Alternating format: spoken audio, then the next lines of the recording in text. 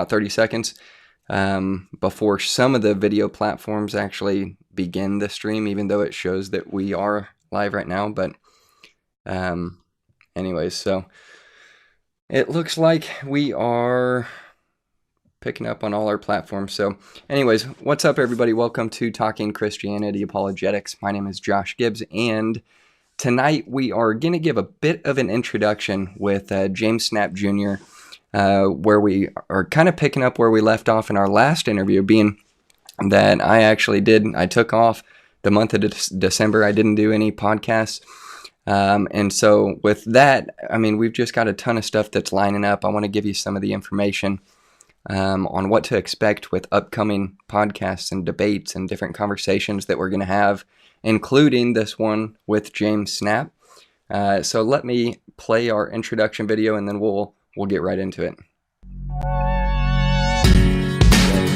Make sure today that you leave this place knowing that you are saved to the glory of God. Thinks that one I'm going to choose. If you believe that, friends, you don't know the gospel. Is that the wonder of the cross is that no one gets injustice. If you end up under the wrath of God, it is because you've rejected His provision for you, and you are justly punished for your sin. To what the scriptures teach. I think the Bible does teach that God desires the salvation of all men, and He has provided for the salvation of all men. And therefore, anyone who ends up under the wrath of God, it is because they have rejected His provision for them, and they are justly punished for their sins. The question that seeks to provide an answer to this question: for whose sins did Jesus die? The extent of the atonement asks the question, for whose sins did Jesus die? There are only two possible answers to that question. Either Jesus died for the sins of some people, or Jesus died for the sins of all people. All right, so for whatever reason, this is different. It's not showing you on there, James. When I can see you on Skype, but in my video platform, it's not actually translating your video stream into my platform. So that is something that is an issue on my end. The camera, add a Skype guest.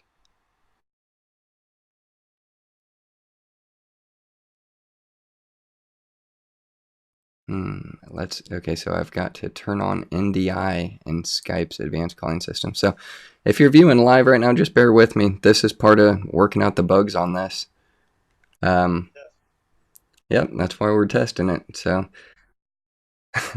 how do I do NDI? Do you know anything about that? I've got to turn NDI on in Skype.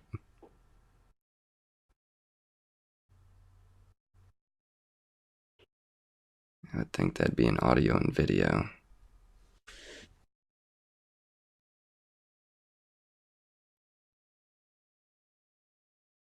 Who's calling me? Is that you calling me?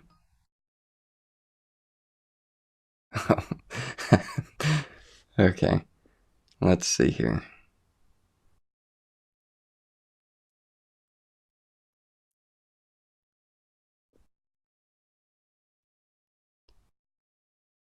Allow NDI. There. Okay, that should work. Let's see. Do we got James? Yes, we've got you. See, that's why we got to work these things out. So Skype has you do a stinking update like it seems like every month or so. And this is the first time that I've done an update that actually I had to do something like that. So I'm glad we tested it out. But anyways, okay, so James, welcome once again to Talking Christianity. It's good to have you back, man. Good to be back. Thanks. Happy New Year. Happy New Year to you. Yeah. So we're kind of lame.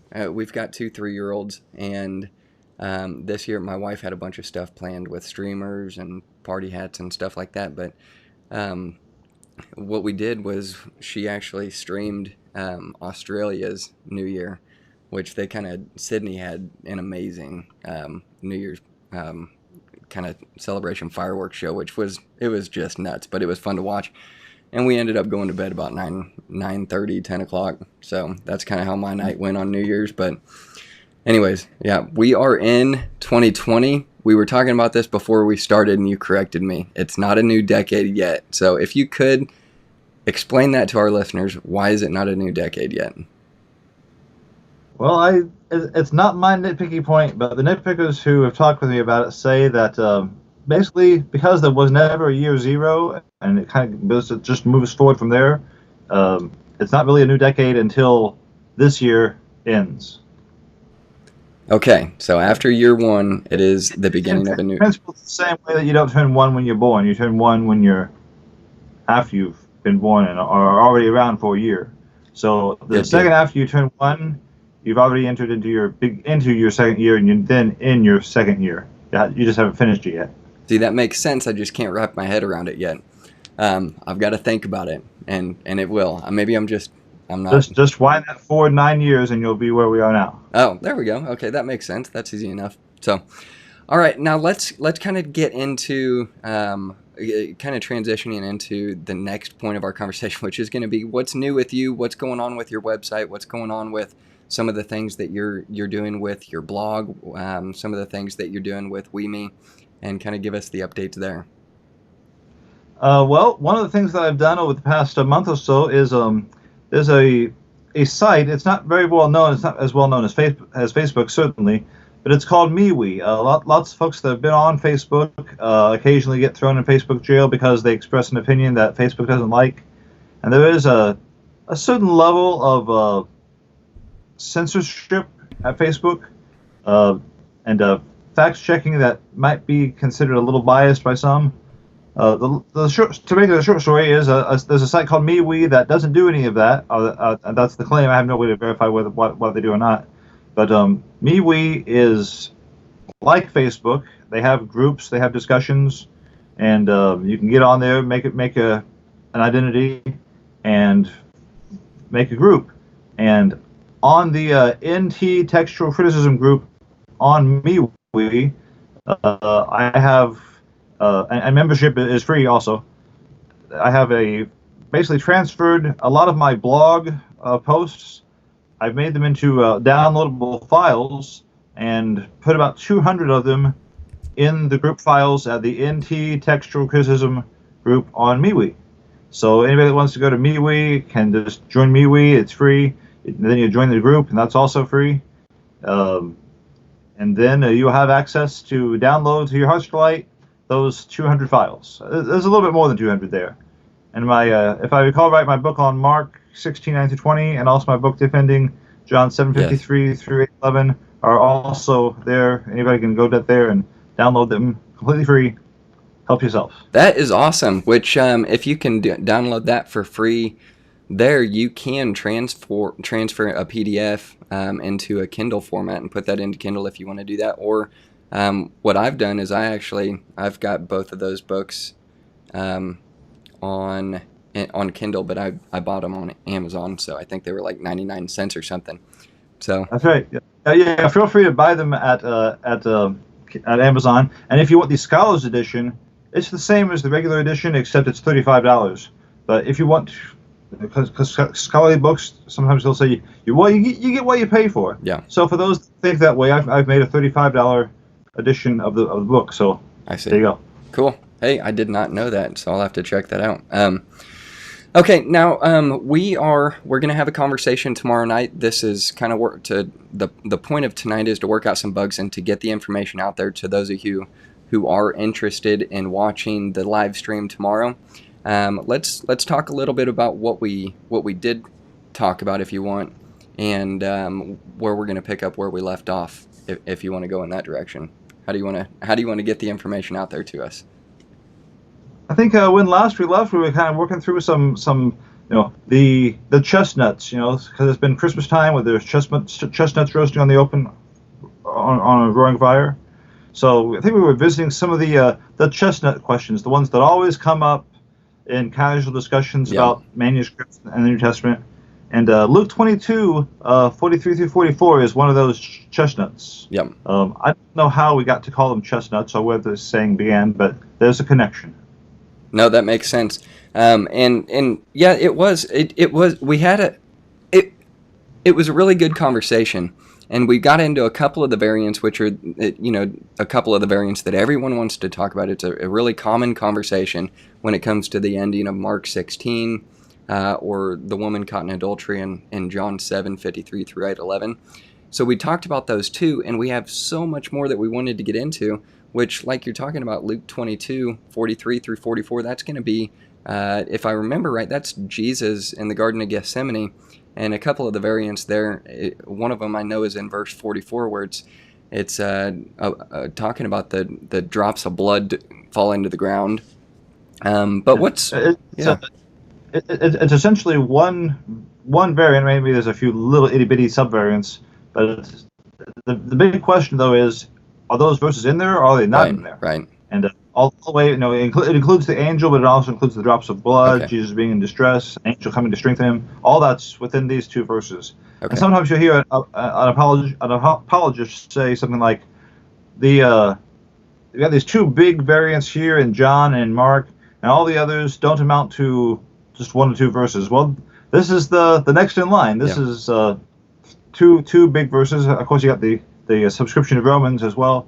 But this one in the Gospels is the next biggest one. Yep. In terms of size. Well, and then not only that, but the next one that we're going to get into is probably the most debated variant in the whole Bible, being the Comma Johanneum, 1 John 5:7, and that would be over the heavenly witness, the Father, the Son, and the Holy Spirit bearing record in heaven.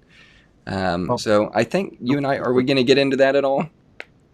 We can, yeah. Okay. And in fact, at MeWe, one of the files that can be downloaded there is a set of 5 different essays that all pertain in one way or another to the Comma Johanneum. I've read those, and I've got to look at MeWe because you brought it up tonight, which that is the first time I've ever heard of it. I was looking at the website a little bit before we went live, and it's interesting, man. If it does everything that they say that it does, and that you're telling me that it's capable of doing, that might be the platform that a lot of people are looking for, that are, really being policed on Facebook or YouTube, different places that are kind of bringing a political agenda into the platform and limiting free speech and those kinds of things, that so many of us that are doing what we're doing tonight have concerns with that kind of thing. So that might be a good thing.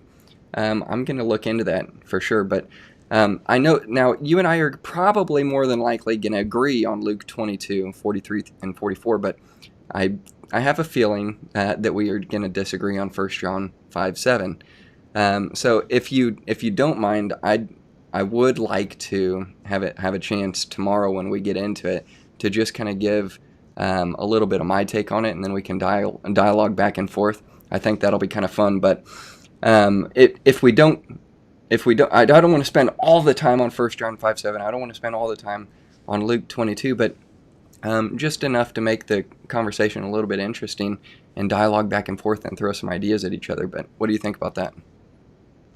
Sure. Yeah. We don't have to wrap everything up with a bow in just one session. Yeah, that's true. Okay, that's true too. So, which we've got other variants that we were looking at as well. Mark 1:2, whether it says in Isaiah or in the prophets, and so many people will say, like, hey, if you say that it's a reference to being in Isaiah, that this is an actual error that's in the Bible, and you can't trust the Bible, and people use that as an excuse to say, you cannot trust the Bible if it makes a doctrinal or even historical claim that is historically inaccurate, that's easily fact-checked. So that'll be an interesting one if we get into that. But what was the third one that we were going to talk about? I can't remember off the top of my head, and I haven't looked at the note yet. Well, we're going to look into the doxology at the end of the Lord's Prayer. Yep. That'll be Matthew 6:13. Yeah. And also in Luke 23, when Jesus is on the cross and he says, "Father, forgive them, for they know not what they do." Or does? Yeah. Does he say that? Well, if you ask guys like James White, they would be inclined to say no. If Bruce Metzger would obviously go with the Alexandrian text, but if you look at some of the other resources that are out there, and again, just go to my blog and type in the reference, you'll find an essay. Yeah. And also at MeWe, the essay is also downloadable there. I think there's a strong case to be made to say that people didn't like the idea that Jesus said, "Father, forgive them," because they associated that with the idea that, well, wait a second, Jerusalem was destroyed 40 years later, the wrath of God falls. How is that forgiving the Jews? And so did the Father just say, no, that's not going to happen? Yeah. So you can see how in the early church, some rather reckless scribes would say, I'm not going to say that's impossible, but I think that it's going to raise too many questions for people if we have that in the text. We're just going to keep that to the mature, and we'll let the young and innocent folks out there have a text that doesn't have that problem in it. Yeah. Because I think if you look at some of the commentators, they did see it as a problem.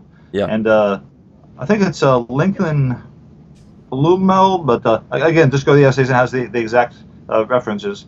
But lots of commentators have kind of given Metzger some pushback and said, actually, there's really good reasons why people would take it out. People would see that as, can you imagine what guys like Porphyry would say when they see that in the text? They look at this. Jesus said, "Father, forgive them," and 40 years later, here comes the wrath of Rome. Right. Yeah, that's true. So it could be, even if there were clever people in the church that could say, well, we can get around that. One easy way to get around it was to take it out. Yep. No, that is interesting. That's going to be a fun conversation to have, which, speaking of that, for those of you who do not know, this is kind of an announcement, something to look forward to. Let me pull the date up because I want to make sure I've got this right. But we are going to have a conversation. Jamess Snapp Jr., Peter Gurry, and Jeff Riddle. We're going to have kind of a roundtable discussion. And this is the kind of stuff that I want to be able to toss back and forth and kind of have some ideas with these guys who hold three different views on the text, and to kind of compare and contrast and just to have those conversations that are with guys who have studied it so much and have a lot to offer when it comes to a conversation that's very much needed. So that's going to be fun. I really can't wait for that. That's going to be on the 11th. Nope, not the 11th, the 29th. So January 29th at 9 p.m. And that's going to be fun. We're going to have some structure to it. We'll have real brief introductions. The whole point of that particular podcast is going to be to give these guys the opportunity to throw some of the tough questions towards each other and open up the conversation and dialogue as much as they see fit, and not be constrained by a time limit. And we do have a time structure, but it's not set in stone like, hey, we're sticking to this 5 minutes, we're sticking to this 10 minutes. And we'll explain that when we actually go live. But I really wanted to structure it in a way that is going to be the kind of conversation that's really profitable, that you guys can iron some things out and go back and forth as much as needed. And then if you get to a point that you're like, hey, you know what, we're ready to move on, we'll move on and do it that way. I think it'll be fun. But anyways, James, what do you think about that? I think it'll be helpful. Yes, I think it'd be nice to have just kind of a loose and somewhat casual discussion. Yeah. One of the things I hope we can bring up there is the difficulty that we face when the Byzantine text has the shorter reading. Yeah. Usually it's the Alexandrian text when there's a competition between the two. Yeah, you're right. Usually the Alexandrian reading is shorter. But there are some places where not only is the Byzantine text shorter, but it also looks like it can be explained why it's shorter by positing a scribal omission, a parableptic, what's called a parableptic error. Right. When the scribe is parablepsis, so his line of sight he's copying from his master copy, and he's reading, and his line of sight just drifts forward a little bit. Yeah. And what he's writing still makes good sense, but he's accidentally skipped some words. Yeah. And sometimes the Byzantine text looks like that has happened. But the reason why that's important is because one of the principles in textual criticism is if you've got an option between shorter reading and a longer reading, typically you're supposed to adopt the shorter reading. Well, usually prefer the shorter reading was used as a rule. I think Nestle said this is a standard practice and has been for a long time. And but when you look at the actual rule, the way it was first expressed by Griesbach, there were lots of qualifications. Yeah. And I think what has happened is people oversimplified the guideline and turned it into a mechanical rule that didn't have all the qualifications it should have. Yeah. Now, guys like James Royce and several other researchers in the past 30 years or so have basically walked that back. Yeah. Now, by the shape of the compilation, you wouldn't think they had, because it looks, for the most part, just like it did 50 years ago. Yeah, that's true. But they have walked that back. If you were to ask most textual critics today, do you still believe, as a rule, that the shorter reading should be preferred? And basically, that really isn't the rule. Now, that doesn't mean that there's a rule in favor of the longer reading either. Right. But just that length doesn't really give you a clear rudder as to which way to steer. Yeah. See, and now speaking of that, in particular with Luke 22, 43, and 44, I was reading in the critical exegetical commentary on that particular variant, and they were saying, obviously Lockman says it shouldn't be in there, but Tischendorf says that it should be. So they take the position of Tischendorf over Lockman, so it's like, what? It doesn't make any sense. Like, it seems like sometimes you're playing a game of authority here on who's a better authority to adopt, or when differing authorities would disagree when it comes to a textual critical opinion about whether it should or shouldn't be in there. So it seems like it can be very subjective. That's just kind of my take on it, but what are your thoughts? Yeah, well, when it comes to Tischendorf, this Tischendorf, before he discovered Sinaiticus and did all the work on Sinaiticus and presented Sinaiticus as the greatest discovery of his life, and now he'd done lots of other solid work too, but when he found Sinaiticus, that was like a game changer. What I call it is what's called discovery fever, where you find something and you think it's so important, and it just kind of consumes you. If you look at Tischendorf's previous editions, because he made like 8 of them, if you look at his previous, the one that came out after Sinaiticus, I haven't verified this going through page per page, but I think there's something like 3,000 differences made by one manuscript discovery. That's interesting. Or that happened to be made at the same time as that discovery. That's interesting. Maybe we'll be able to get into that a little bit. Which I've read a book. I don't know if you've read it or not, but it's called Secrets on Mount Sinai. Have you read that? I have, yes. Do you have any thoughts on that? Well, it's been a while since I read it, but if I recall correctly, they talked about Richard Bentley and Mount Sinai, but I didn't really give it too much credence when it came to the agenda. There were a few things that were mixed up in it. Yeah. I'd have to go back and reread it to really be specific about my critiques. Yeah, it's been a while since I've read it, but it does seem like there's a bit of a narrative in there that's maybe not 100% historical. But anyways, all right. So now we're going to be looking at 3 main textual variants tomorrow, and we'll see where we're at on time with that. But we do have some other topics that we would like to get into, which you kind of touched on here, which would be confessional bibliology. Some people adopt that name. I don't adopt that name, and I actually did talk to Jeff Riddle about this. He holds it. He likes to use the confessional text term. Robert Truelove likes to call it. What does he call it? He calls it the canonical text. I would prefer to call it the canonical text because that's the position that I hold. But I'm not Reformed, so I don't like the idea of a confessional text. I told Jeff, I said, well, I think that it's a little bit too exclusive.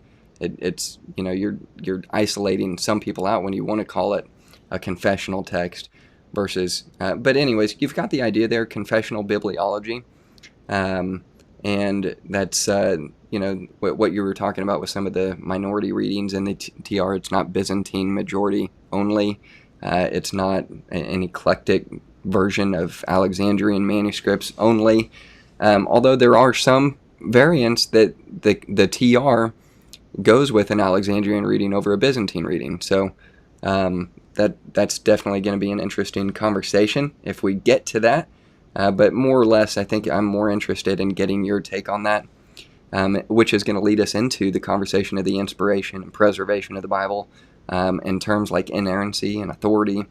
And especially when we get into the conversation with Jeff Riddle and Peter Gurry on the 29th, we've got a topic in here that James and I actually wanted to talk about before we had that set up, which was kind of a conversation on the CBGM, which is the coherence-based genealogical method, and which is interesting because we're going to have Peter Gurry on, who worked with, is it Gary Wasserman? What is that?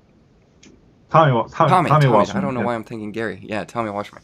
Are so involved in the CBGM itself. So it's like, gosh, man, this is a conversation to really look forward to if you're kind of in this world. That's something I would think you're going to be looking forward to, and we'll do our best to live stream that and start some different watch parties in different groups. Which I did put this conversation we're having tonight in the NT.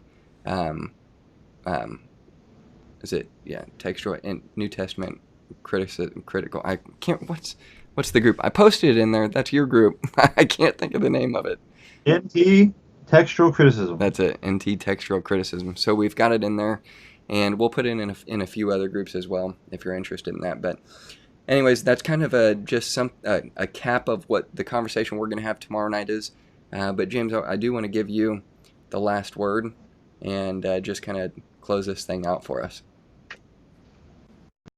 Well, just briefly regarding the CBGM, I do have a couple of posts on the blog, the textofthegospels.com, that go into all the changes that were implemented in Nestle Island 28, and there really aren't very many.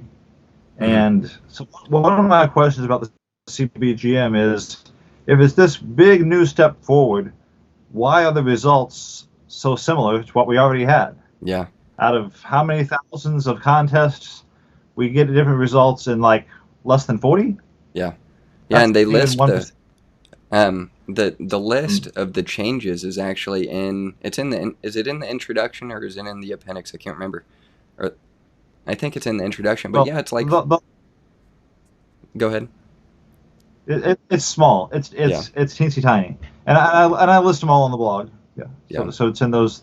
Just if you Google "Much Ado About Nothing," that'll get you to one of the blog entries. Now, what would be interesting about the results or where Peter Gurry would go in that conversation is I wonder if it's not so much the CBGM is going to have an impact on, say, the NA28 to the NA29, but the 29 to the 30 to the 30 to the 31. Like some people are saying in the conversation that you can expect to have more changes based off of the results of the CBGM, but it's going to be slow to adopt it into the NA29 and NA30. You could hardly have less. I mean, you'd have to have more, otherwise you'd have no reason to make a new edition. So, that's good. I hope we get to have that question answered. That'll be good to go from there. So, anyways, well, how do you want to wrap up this and get people to tune in tomorrow? Well, I'd say maybe with considering the question of the canonical text of the confessional bibliological approach. Mm-hmm. One question or one passage that might be a good place to start kicking things around would be Colossians chapter 1 verse 6. There's this phrase and growing, bringing forth fruit and growing, and that and growing part really looks like it could easily be accidentally lost by simple scribal error, but just accidentally skipping from point A to point B that look like they have similar endings in the words that are being used. And so that might be a good place to start looking to say, well, suppose this is original because it's so broadly attested, it's not got the majority on its side, but it does have a wide array. And with that wide array, that's why I like to go back to the illustration of branches on the tree. You might have lots more fruit on one branch, but if they're all the same branch, how are you going to explain 5 or 6 branches that all have that fruit on them? Yeah, that's a good question. Colossians 1:6. So that might be a good place to start, because if these words were written by the apostles, on what basis can we say that because Erasmus's manuscripts and the manuscripts that we used in the next 100 years after Erasmus didn't have it, or it wasn't recognized as having the level of authority that it's recognized as having in Nestle-Aland, how can anybody say that we should keep it out? Even though it sure does look like there's a really good case that's what Paul wrote, we're still going to push that out of the way because of our tradition, because it's in the TR. Yeah. In Colossians 1:6, it says this. Excuse me, let me back up. It's not in the TR. The words, and growing are not in the TR. But it looks like that could be the result of a scribal error, and that they belong in the text because that's what the apostles wrote. How can a person say, yeah, it sure does look like the apostles wrote it, but it's not in the traditional text, it's not in our canonical text that we decreed back in a creed in the early 1600s, so we're going to just say it doesn't belong there anyway. Now, does the church really have that authority to just push the apostles' text off of the throne and leave nothing? Yeah, see, okay, so Colossians 1:6, it says this, which is come unto you as it is in all the world, and brings forth fruit as it does also in you, since the day you heard of it and knew the grace of God and truth. And now if you pick... Do what? Go ahead. And the TR... If you pick up NIV or New American Standard, you'll find after bringing forth fruit, you find the words and growing. Okay, and bringeth forth fruit and growing. So in the TR it says, I'm not going to read... It doesn't say growing, it says bringing forth fruit. Yeah, it says, what is it? Cosmo, Chi, Estine. I'm kind of fresh on the Greeks, but it says here, this is going to be the word. This is Karpophorumenon, which in the Strong's it says Karpophoreto, which is a little bit different. You see the root with for fruit. So, yeah. And then just go to the ordinary ending. And then it says kathos. But the missing word has the same ending. Yeah, kathos, just as that, according to, and then... There's really 2 words, but the main one, I mean. Cayenne, umin. So, okay, so that's, yeah, it doesn't have it in there. In the TR, it doesn't have it in the King James. But you said the NASB has it, which is obviously going to be based off of the critical text. That's interesting. Almost any translation, I think, that's based off the critical text will have it. Yeah. So that would be one of those variants that would have additional words as opposed to the lesser reading, the less words in a particular reading. What do you think the reason is on that, or do you want to come back to it at some point? Well, I think "and growing" is original, and the TR is missing some words that it should have. I'd be interested in hearing why you would think that. But I haven't looked into it at all, so this is just me kind of looking at it and mulling it over for a second. Let me see what the NAT has on here. I'll look at the NAT comments on that. If it has anything, I'll probably just say there's a broad array of support for including these words. Is that what it'll say? If it's, well, I don't have an NAT handy right here, but if it says anything, it would probably say that. Okay, so the critical and exegetical commentary by Meyer says, Paul now desires to make his readers sensible of the great and blessed fellowship in which, through the gospel, they are placed, in order that they may, by this very consciousness, feel themselves aroused to faithfulness towards the gospel in presence of the heretical influences. And then he gives a list of the heretical influences. Hepaidae, Malista, Oi, Ponloi, Ektu, Koinonous, Ekin, Palus, and then there's some other, he gives other influences by Chrysostom, then Oecumenius.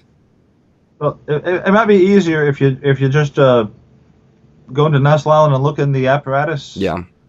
Or also go into Trigell's, because you can download Trigell's online for free from Archive, and see the evidence that Trigell's gives.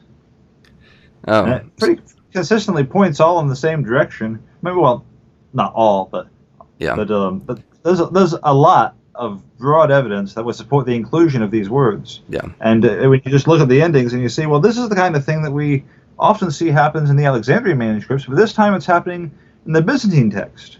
Let me see here. Where words have been, that in similarly that you can. Let me try to give you a different example.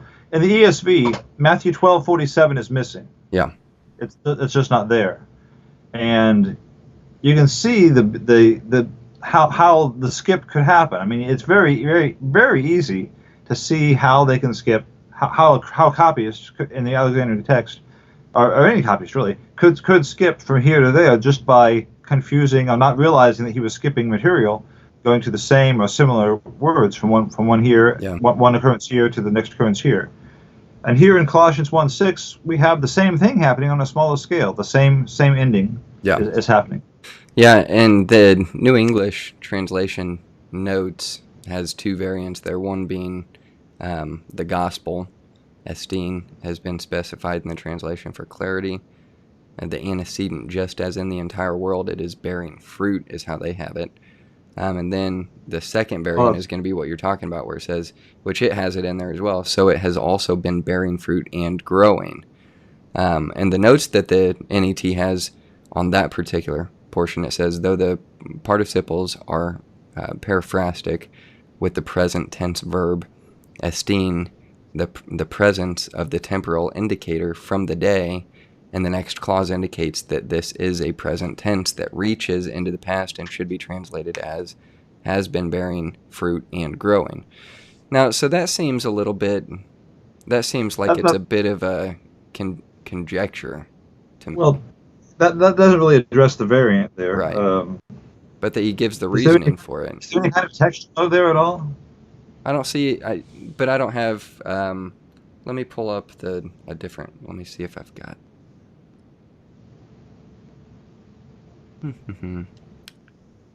I'm trying to find it in my digital NET, but it takes a while. I have the Society of Biblical Literature Greek New Testament 2010 on here, and it has, and see, this is kind of There's no note. There's no textual note on this one in the NET. Pathos Kai and Umin. Not the edition that I did anyway. Yeah, it's not in the SBLG New Testament of 2010 either, so that's kind of interesting. They would have to be. Here, let me screen share here. I'm going to see if you can see it on my screen. Okay, I'll try to hunt it down in mine too. Sorry, folks, this is slowing us down here, but for a good cause.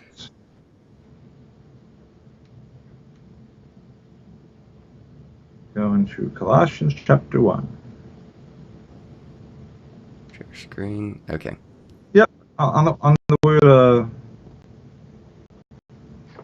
Whoa, you just disappeared. Well, you should be able to see my. I've got it pulled up here. Can you see there this? You go. You're going to be more fluent in the Greek than I am, so that's why I'm going to say that this is going to be.